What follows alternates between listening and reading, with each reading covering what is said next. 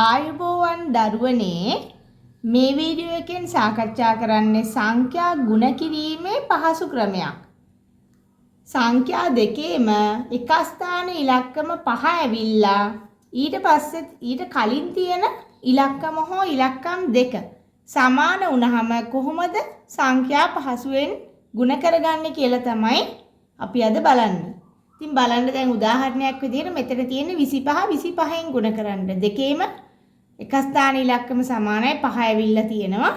ඊළඟට ඊට කලින් තියෙන ඉලක්කමත් සමානයි. මෙතන මෙතනත් දෙක මෙතනත් දෙක. අන්න ඒ වගේව 35 35න් 65 65න් 85 85න් ඊට කලින් මෙතන ඉලක්කම් දෙකක් තියෙනවා. මෙතනත් ඒ ඉලක්කම් දෙක සමානව තියෙනවා. එතකොට බලමු අපි මේක සුළු කරන විදිහ. මෙතන මුලින්ම මේ 10 ස්ථානයේ තියෙන ඉලක්කම මම ගන්නවා. මෙතන තියෙන්නේ 2. එහෙනම් මුලින්ම කරන්නේ අපි 2 ගුණ කරනවා ඊළඟට තියෙන ඉලක්කමෙන් 3ෙන්. හරිද? ඊට පස්සේ මෙතන තියෙන 5 අරගන්නවා. මේ 5 හරි නැත්නම් මේ 5 හරි. 5 අරගෙන 5 ගුණ කරනවා 5ෙන්. මෙන්න මේ විදිහට තමයි මේකේ අපි උත්තරේ ගන්නෙ. එතකොට මෙතනින් එනවා කීයද? 3 වරක් 2 6යි. මෙතනින් එනවා 3 වරක් 2 6යි.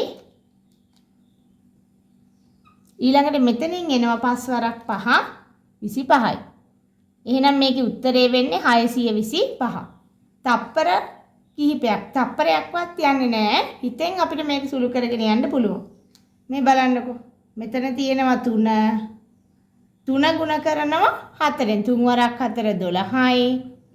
ඊළඟට මේ 5 ගුණ කරනවා 5ෙන් 5 වරක් 5 25යි. හරිම ලේසි. මෙතන 6 තියෙන්නේ.